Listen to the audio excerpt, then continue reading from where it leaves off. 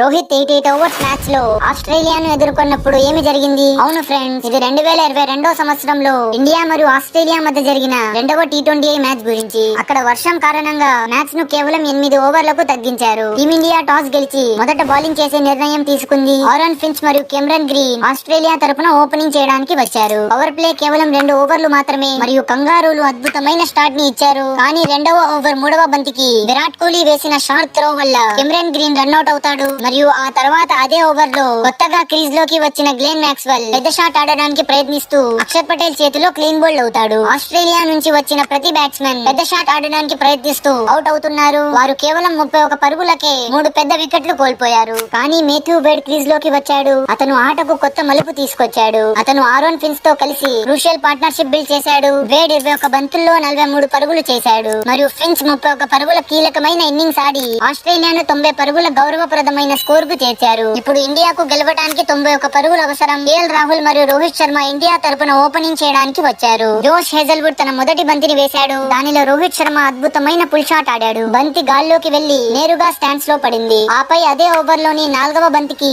రోహిత్ మరో pull shot ఆడాడు. అది కూడా నేరుగా స్టాండ్స్ లోకి వెళ్ళింది. రోహిత్ ఆట చూస్తుంటే అతను డగ్అవుట్ నుంచే సెట్ అయ్యి వచ్చినట్టుగా అనిపించింది. ఆ తర్వాత చివరి బంతికి కేఎల్ రాహుల్ ఒక అద్భుతమైన 6 కొట్టి హేజల్వుడ్ మొదటి ఓవర్ నుంచే 20 పరుగులు సాధించారు. ఇండియా ఈ మ్యాచ్ ను 3 ఓవర్లోనే ముగుస్తుందేమో అన్నంత స్థాయిలో దూసుకెళ్లింది. కానీ ఆ తర్వాత ఆస్ట్రేలియా కెప్టెన్ ఆడమ్ జాంపాకు బంతిని అప్పగించాడు. అతను పరిస్థితులను పూర్తిగా మార్చాడు. జాంపా మొదటగా రాహుల్ ను అవుట్ చేశాడు. ఆ తర్వాత తన రెండో ఓవర్ లో విరాట్ కోహ్లీని బీట్ చేసి క్లీన్ బౌల్ చేశాడు. ఇది మాత్రమే కాదు, అదే ఓవర్ లో సూర్యకుమార్ యాదవ్ ను 0 స్కోర్ వద్ద LBW అవుట్ చేశాడు. కొద్దిసేపట్లోనే ఇండియా 3 ప్రధాన వికెట్లు కోల్పోయింది. ఇప్పుడు మ్యాచ్ ఇంట్రెస్టింగ్ గా మారింది. కానీ రోహిత్ మాత్రం ఏం జరగనట్టే క్రీజ్ లో నిలబడి అటాకింగ్ మోడ్ లో ఆడుతున్నాడు. ఇండియాకు గెలవడానికి 12 బంతుల్లో 24 పరుగులు అవసరం మరియు కమిన్స్ వేసిన మొదటి బంతికే హార్దిక్ పాండ్యా ఒక 4 కొట్టాడు. అయితే అదే ఓవర్ లో కమిన్స్ లోవర్ బాల్ లో పాండ్యాను అవుట్ చేశాడు. మ్యాచ్ ఇండియా చేతుల్లో నుంచి జారిపోతున్నట్లు అనిపించింది. కానీ ఆ తర్వాత రోహిత్ శర్మ చివరి బంతికి 4 కొట్టడంతో మొమెంటం తిరిగి ఇండియా వైపుకు వచ్చింది. చివరి ఓవర్ లో ఇండియాకు 9 పరుగులు అవసరం మరియు ఆ ఓవర్ వేసేందుకు డేనియల్ శామ్స్ వచ్చాడు. శామ్స్ తన మొదటి బంతిని వేశాడు మరియు ముందు నిలబడి ఉన్న దినేష్ కార్తిక్ అద్భుతమైన 6 కొట్టి స్టేడియం వాతావరణాన్ని మార్చాడు. తర్వాత అతను తదుపరి బంతికి 4 కొట్టి